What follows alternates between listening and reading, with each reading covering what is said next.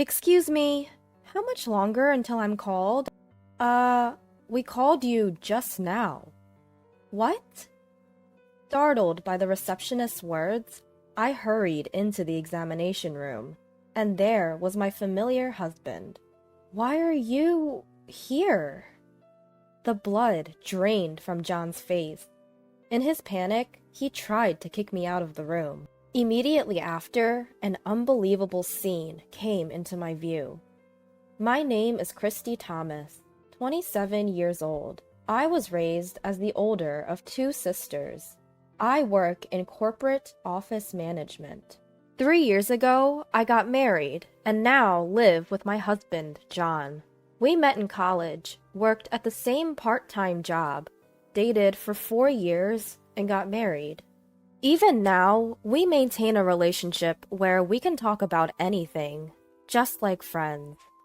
By the way, I'm currently 7 weeks pregnant. We wanted a child right after we got married, but it didn't happen easily. And after 2 years of fertility treatment, a new life is finally growing inside me. When I went to the OB-GYN alone, the gestational sac, which is the baby's growing room, was already visible. And the ultrasound photo even showed the tiny fetus. I haven't told John about the pregnancy yet. I wanted to surprise him. On the way back from the OB-GYN, I bought a cake and stopped at a supermarket to get ingredients for his favorite food. When I got home, I started cooking right away. A few hours later, John, who came home saying, "I'm home," widened his eyes when he saw the food on the table. "Wow, it's so luxurious today. There's even my favorite, beef stew." That's right. I thought we should have a party today. Huh? A party? Why all of a sudden? Actually, I went to the hospital today. Hospital? I handed the ultrasound photo I took out of my bag to John, who was looking anxious. Looking at it, he raised his face forcefully and stared at me. "Christy, is this... really? John, we're becoming parents. Really? We're going to be parents?" "Yes, it's true. Our baby has finally come to us." I'm just so surprised. I'm lost for words. I know, it doesn't feel real, does it? But it's true. Our baby is really growing inside me. Growing steadily. Oh my God. Everything seems to be growing fine. Together, John, we're finally becoming parents. With every word I say, the reality of it slowly sinks in. Tears start flowing from my eyes, and before I know it, I can't stop them. John must be really happy too. He hugs me tight, his eyes also brimming with tears. Over and over again, he says, "Thank you," with a grateful smile on his face. Ever since that day, John has been taking on even more of the household chores than before. We used to share the housework, but now he's taken over cleaning the bathroom because it's too dangerous for me. He's also been proactive about grocery shopping for heavy items like rice and water. But that's not all. In order to reduce my burden even a little bit, he started making appointments for my prenatal checkups on his own. He's been asking about my schedule and making my checkup appointments for me, since I'm not so good with using the internet. I've been experiencing mild morning sickness, but not enough to keep me bedridden, so I've continued to work as usual. When I get home, I make dinner and wait for John to come back. He's been working overtime a lot since about a year ago, and usually doesn't get home until after 9 p.m. This night, though, he didn't come home even when it was past 10 p.m. Whenever it gets past 9 p.m., he always calls, but tonight, there's no word from him. I try reaching out to him, but there's no response, so I wait for him anxiously. Then, Just past 11 p.m., I hear the sound of the front door opening. I rushed over to greet him. "John, welcome home! I was worried because you didn't contact me." Sorry. Something came up. But you weren't supposed to have overtime today, right? Did something happen? No. Just got some unexpected work. His eyes are clearly avoiding mine. Something seems off about how he's speaking. An uneasy premonition gripped me, and I confronted him right away. "John, are you hiding something?" What are you talking about? I'm not hiding anything." "Then why won't you look me in the eye? If you have nothing to hide, you should be able to tell me where you were and what you were doing, right?" I told you! I got caught up with an unexpected job. Some screw-up by a junior. I had to step in and handle it. But even if that was the case, couldn't you have sent me a message like you usually do? I texted you several times. I even called you, didn't I? Well, it couldn't be helped. I was busy. I didn't have time to answer your calls. John, who was usually so composed, raised his voice and glared at me. This was the first time I had ever seen him like this, and it startled me. He continued ranting, panting, and out of breath. "After all I do, working late and then coming home to be doubted? What nerve! Is it fun for you, making a fool out of people like this?" What are you talking about? I'm not making a fool out of you. I'm just asking why you were late. I said it was because of overtime, didn't I?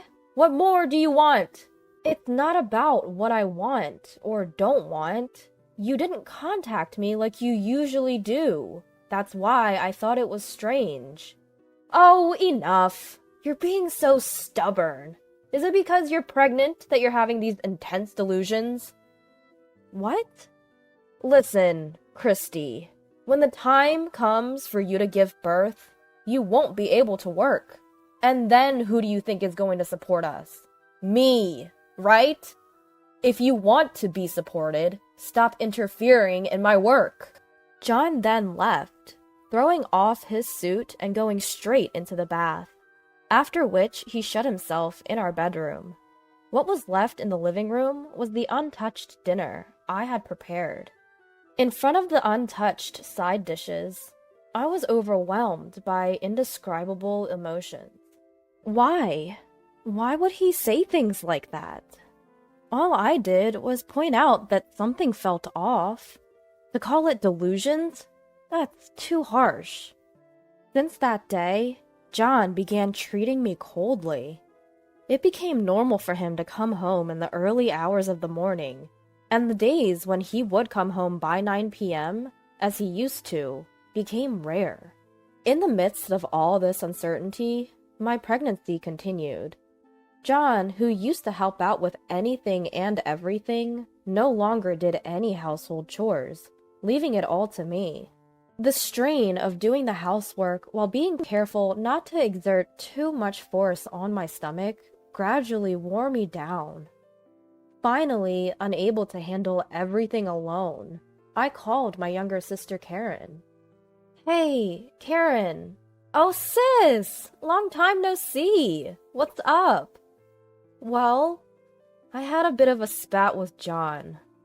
"Oh, really? You two are just like the saying, the more you argue, the better you get along, huh?" Karen, my sister, who's 3 years younger than me, is working in the fashion industry. We've always been referred to as two peas in a pod, and we're very close. During my dating days with John, she was my go-to for advice. She's an irreplaceable part of my life. That day, too, she listened to me for almost an hour before I ended the call. Opening up to her helped me feel a bit better. I was in the 17th week of my pregnancy, and my belly was starting to show. Entering the stable period, I felt fine, so I headed to work as usual. After my lunch break, just as I was about to start my afternoon tasks, something happened. I felt a sudden, unfamiliar twinge in my belly. What was that? The pain seemed to linger. In that moment, I thought about the safety of my child. Feeling anxious, I left work early and rushed to the women's clinic I usually visit. Normally, John would make an appointment for me, but today was unexpected, and I didn't have one. It looked like I'd have to wait a while for a checkup, but the thought of going home like this filled me with anxiety. Ready for a long wait, I explained the situation to the reception staff. "Excuse me, I'm Christy Thomas, and I've been having some mild abdominal pain for a while." "Thomas, please, wait a moment." I didn't have an appointment because it was unexpected today." "Oh, here you are." "Huh? You're Christy Thomas, right? 17 weeks pregnant? We have an appointment for you. Please, wait over there."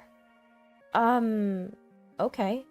As instructed, I took a seat on the waiting room sofa. I took out my planner from my bag to check, but there was no appointment scheduled for today. Since that incident, things have been awkward between John and me, but he's still been making my medical appointments as usual. That said, my next appointment isn't until later. It's definitely not today. Feeling somewhat uneasy, I decided to just wait until they called me. About an hour passed when I was hit by the stomachache again. I stood up and headed to the restroom. And yet, my turn still hadn't come. Even for a busy clinic, I should have been called by now. Could it be that I didn't really have an appointment? I went back to the reception desk and asked a different staff member. "Excuse me, do you know how much longer it will be until I'm called? May I have your name, please?" "It's Thomas. Christy Thomas. I've been waiting for over an hour." "Thomas. Oh. Is there a problem?" "Well, you were called just now." "What?" "You should have been called into consultation room number 3. I thanked the staff and quickly headed to the consultation room. A sign on the door of room number 3 read, "In consultation." In consultation? I was supposed to be called, so why? Could someone else have mistakenly entered? In a split second, I knocked on the door of consultation room number 3. A nurse opened the door and asked, "Can I help you?" I'm Christy Thomas. I had to use the restroom earlier, and..." "Christy Thomas?" "The receptionist said I was already called, but the sign said in consultation, so I thought maybe someone else had gone in." "Wait, you're Christy Thomas? But she's already inside." "What?" No matter how I thought about it, something was off. Convinced of this, I pushed past the nurse and forced my way into the examination room. That's when it happened. An unbelievable sight met my eyes. "Why are you here?" There, in the room, was none other than my husband, John. The moment he saw me, he started speaking in a flustered manner. Christy, what are you doing here?" "That's what I was going to ask. Why are you here?" Could it be, John? Did you make the appointment under my name? But why?" "Just get out, for now!" John tried to forcefully push me out of the room. However, given this obviously strange situation, I couldn't just back down. "John, explain this to me. Why are you here right now?" I'll explain later. So, for now, I want an explanation now. You can't expect me to just accept this, can you? I'm begging you. Just leave for now." While I was arguing with John, the doctor, probably returning from an internal exam, came back, looking puzzled.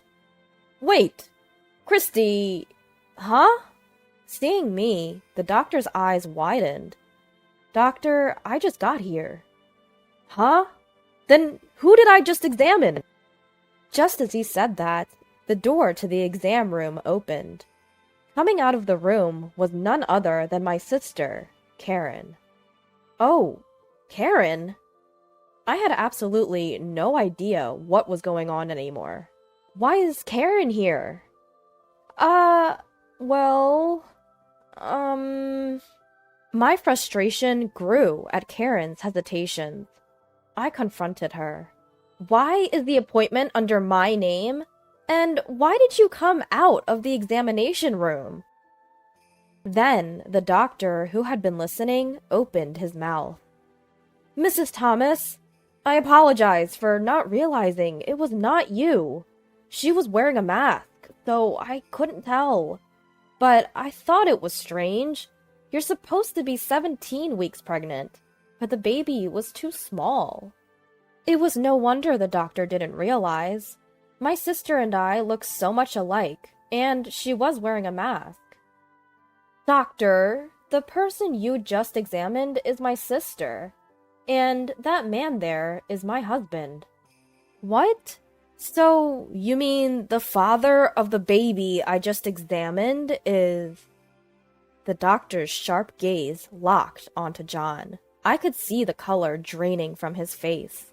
And at that moment, I finally understood everything. John? Karen? I need an explanation. From the beginning. Whether they had given up or not, they slowly started to speak. According to them, they had been in a relationship for about a year. While I was struggling to get pregnant and undergoing fertility treatments, they claimed temptation got the better of them. Then my pregnancy was confirmed.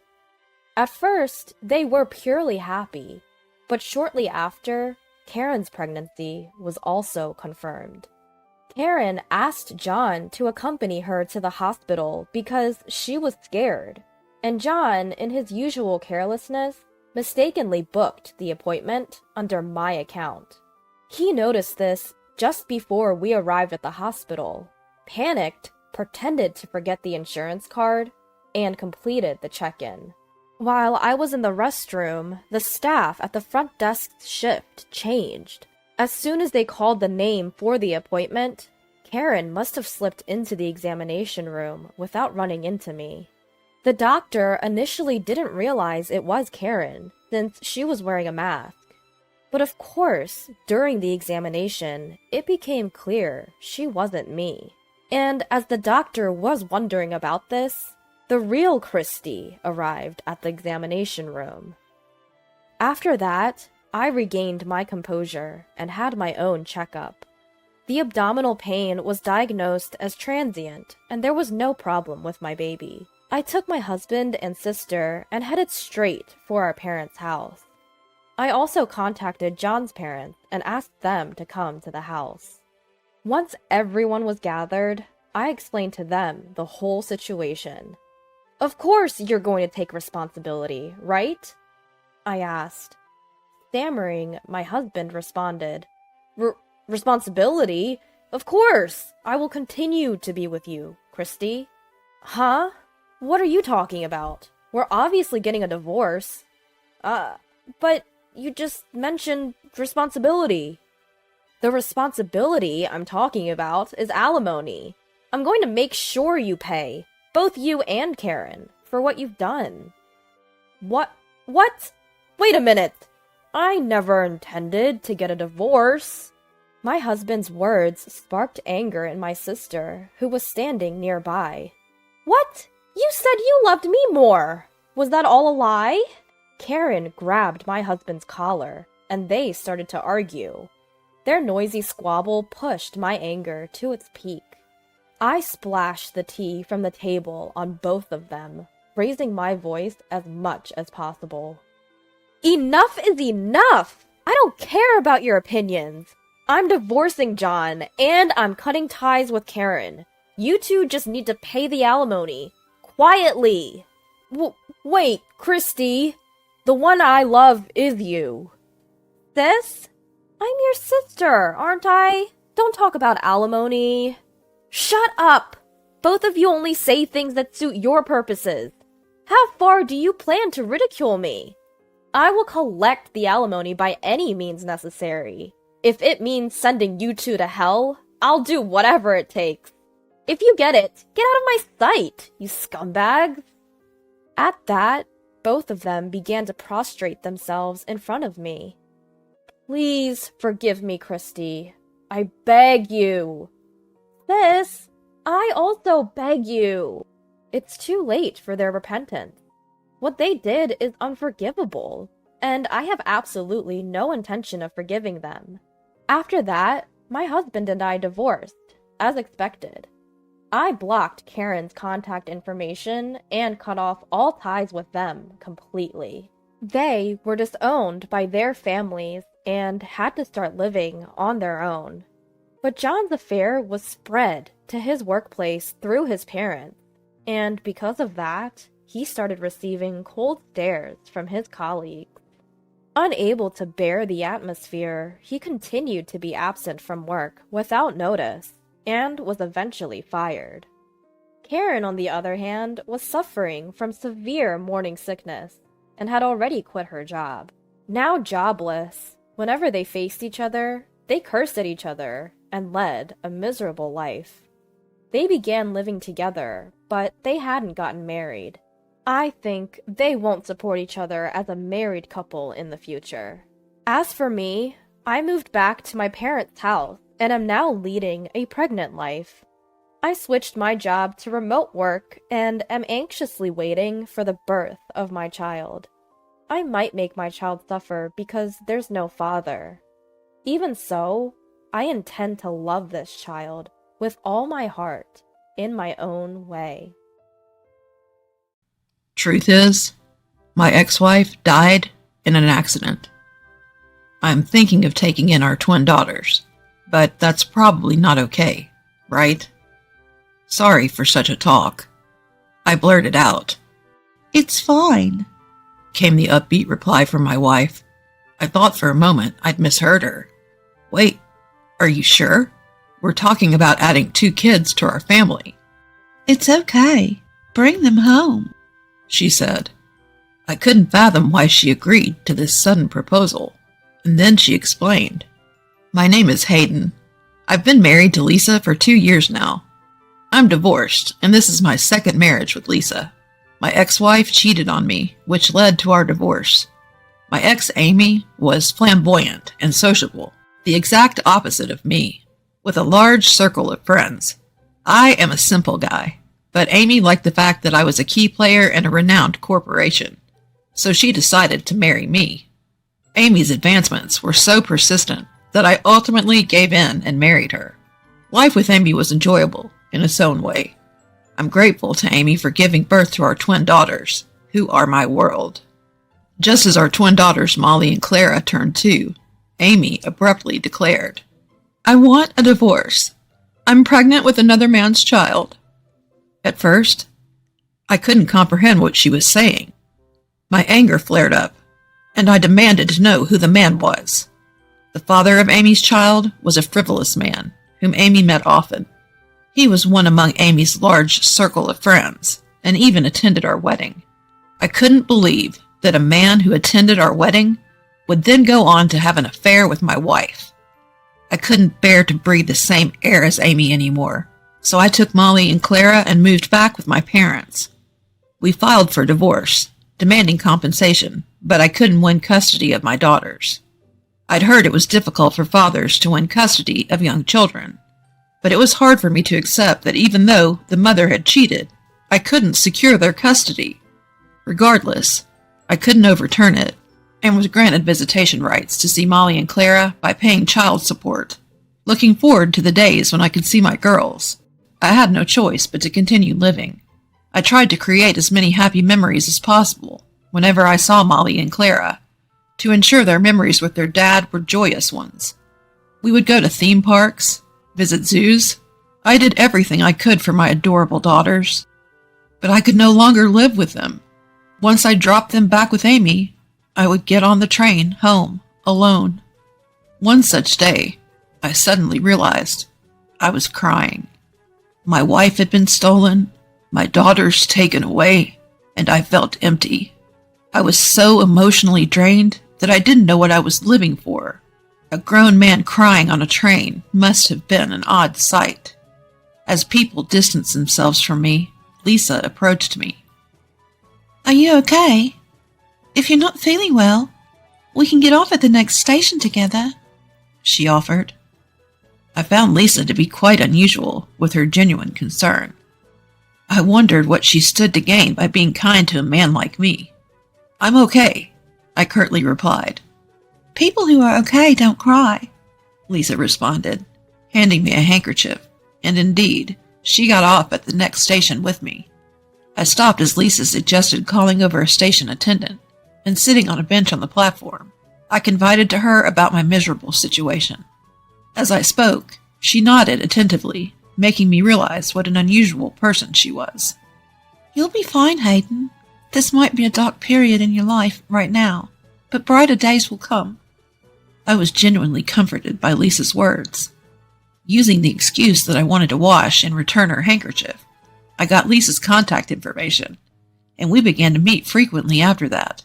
Lisa, who is kind to everyone and treats every person with the utmost kindness, was even more of an oddball the more I got to know her. I even started suspecting if she had any ulterior motives.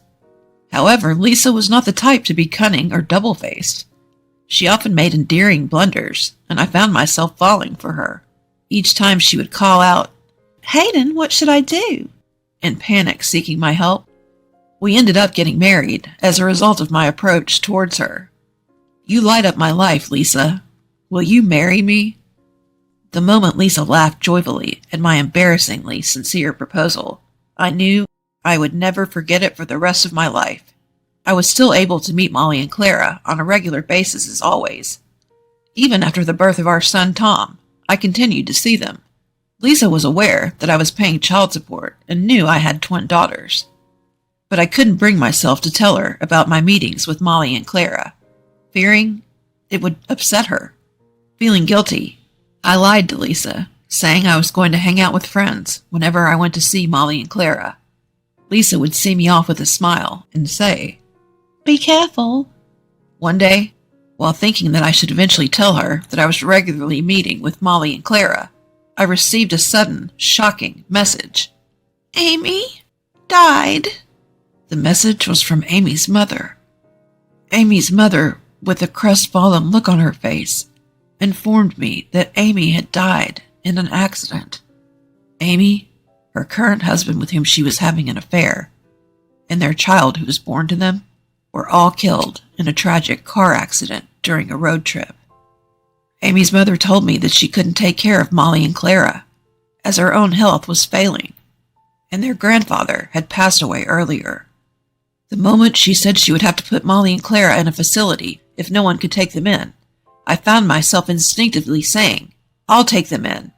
Amy's mother thanked me, but I was immediately consumed by a sense of guilt for having given an impulsive response. After all, I had my own family now with Lisa and Tom. Feeling it was unforgivable, I decided to discuss this with Lisa. Actually, my ex-wife died in an accident.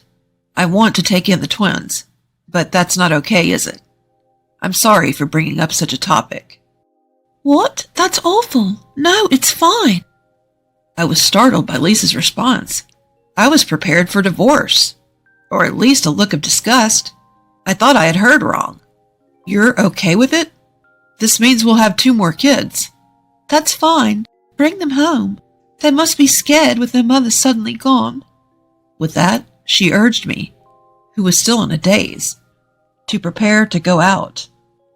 Putting on my shoes in the foyer, I asked Lisa, "Why are you forgiving me?" She laughed at me with a slightly bewildered expression. "You silly. After all, you've always been loving towards the twins, Molly and Clara. I noticed. You've been visiting them regularly." "Why?" "Well, you always seem so cheerful when you return from these sneaky outings. I knew you wouldn't cheat on me. Pretty good detective, huh?" Lisa joked, and I immediately understood she was trying to cheer me up. At the same time, I came to realize how big-hearted Lisa was. "Thank you," I said, and then I headed to my in-laws' house by car to pick up Molly and Clara. At only 5 years old, Molly and Clara, suddenly left all alone, were asleep in their grandparents' house, huddled together for mutual support. Seeing the traces of tears on their cheeks truly pained me. I thanked my mother-in-law, woke up Molly and Clara, and tried to explain the situation as simply as possible so that even children could understand. They cried at the thought of never seeing Amy again, but they said they wanted to live with me. In the car, I talked to Molly and Clara about Lisa and our baby, telling them how kind and wonderful Lisa was, and that our baby was still very small and adorable. The girls looked anxious. When we got home, Lisa had prepared a feast. She had cooked dishes that she thought the children would like, and she introduced herself to Molly and Clara with a warm smile. "I'm Lisa. I'll be living with you two from now on, so let's get along. I know you must be very sad right now, but don't worry. You have your dad, and of course, I'll be here too." Lisa spoke to Molly and Clara in a gentle voice, and without seeming bothered by their lack of response, she encouraged them to eat their fill. The girls timidly started eating, but it must have been really good, because they soon started eating enthusiastically, which was a relief to me. After giving Molly and Clara a bath, I found that Lisa had already bought bedding for the kids. Since I had been using the car, Lisa had brought the bedding back on her own. "That was quite a task." Lisa chuckled, but all I felt was gratitude. Molly and Clara refused to sleep with Lisa, so I ended up sleeping between the two of them. When I apologized to Lisa for the girls' behavior, she comforted me, saying, "It's okay. It's too much to expect them to adjust so quickly. Right now, you're the only one who can support Molly and Clara emotionally, so don't worry about me, and just do your best." Lisa laid out a mattress in the living room and slept there. During the night, Molly and Clara cried in their sleep, and I spent a painful night. After that, life with Molly and Clara went smoother than I expected. Lisa didn't mind when Molly and Clara gave her skeptical looks. She would scold them like a real mother when they were mischievous, and she would comfort them gently when they were crying. One thing I noticed after living together was that Amy had not been very affectionate towards the girls. Molly and Clara tried to do everything on their own. They would open the refrigerator on their own when they were hungry, munch on cheese, and even lay out and put away their own bedding. At first, I thought they were very independent, but their behavior seemed odd. Lisa also consulted with me, and we concluded that Amy may not have taken care of Molly and Clara very much. The clothes that were sent as Molly and Clara's belongings were shockingly few. Whenever Lisa would prepare a meal, they would ask, "Will Lisa share the food with us too?" They seemed puzzled by the concept of bathing daily at first, and it appeared that until then, they had been bathing only once every 2 days. What's more, these 5-year-old kids were taking baths on their own. The story of Amy going on a trip with her husband and the child born between them, only to encounter an accident, seemed strange from the get-go. Why weren't Molly and Clara taken along on the trip? It was clear that the girls had been treated poorly, and I couldn't contain my anger. I can't forgive Amy and her husband. Once they had parental rights, they had a responsibility to make Molly and Clara happy. So why didn't they take care of them? I was trembling with rage, but both Amy and her husband were no longer alive to bear the brunt of it. With nowhere to direct my anger, I clenched my fists tightly, and Lisa spoke. "Hayden, I understand your anger. I'm angry at Amy and the others for not properly raising such adorable children like Molly and Clara. But being consumed with anger at people who are no longer in this world isn't going to do any good. The greatest revenge on Amy and the others is to ensure that Molly and Clara find happiness living with us, don't you think? So let's shower them, and of course our son Tom, with lots of love. Don't be consumed by anger and hatred for the deceased. Lisa's calm and gentle words made me break down in tears. Despite regularly meeting them, I hated myself most for not noticing the treatment Molly and Clara had been receiving. Trying to blame myself, Lisa consoled me, saying, It's okay, Hayden. You're doing everything you can. To fulfill my own responsibility as a father, I dedicated myself to being a good father for Molly and Clara, and of course our son Tom. Initially, Molly and Clara were wary of Lisa, but gradually they warmed up to Lisa, who always spoke to them brightly and casually. Although they initially refused to even sleep together, nowadays, both Molly and Clara want to sleep next to Lisa. The two of them would fight, each saying, Lisa is mine. But Lisa would hug them both at the same time and say, No need to fight, darlings. I love you both. It's okay. Lisa's words, "It's okay," were like magic. Always positive and bright, Lisa, who would reassure us with those words, was a blessing to me, Molly, and Clara. Time flew, and Molly and Clara became 5th graders. For Parents' Day, the theme was Halfway to Adulthood, which made Lisa and me nostalgic. We also had a halfway to adulthood ceremony when we turned 10, during our elementary school Parents' Day. I remember we made presentations about our feelings towards our parents and our treasures. At Molly and Clara's school, it seems that they're required to write an essay for their halfway to adulthood ceremony. The theme of the essay is family, and I was a little worried that Lisa might feel uncomfortable. If Molly and Clara focused on writing about Amy and her husband in their essay, it might hurt Lisa. I even shared my concerns with Lisa, but she just laughed it off, saying, Even if the essay was entirely about Amy and her husband, I wouldn't mind at all. For Molly and Clara, their life with them was a part of their happiness, right? Isn't it a good thing after all? With the twins, the trouble is deciding which parent will attend which day on Parent-Teacher Day. It's a sad story for me, but both Molly and Clara asked for Lisa to come. To make it fair, I had them decide who would get Lisa through rock, paper, scissors. Molly was the victor, and Clara was quite down about it, which made me rather sad. Is it so bad to have Dad come? Dad loves Clara very much. It's not that. Clara loves Dad too, but I wanted Lisa to hear me out. I worried that Clara might already be in her rebellious phase, but I understood why Clara wanted Lisa to listen when I heard the content of the essay she read on Parent-Teacher Day. Clara had written about Lisa in her essay. Clara mentioned her life with Amy and her husband in her essay as well. It seems that their life together wasn't a particularly happy one. Yet Clara wrote that she felt helpless when her mother passed away. When I came to pick them up, Clara was happy to live with me, but she was scared of living with Lisa, a stranger at the time.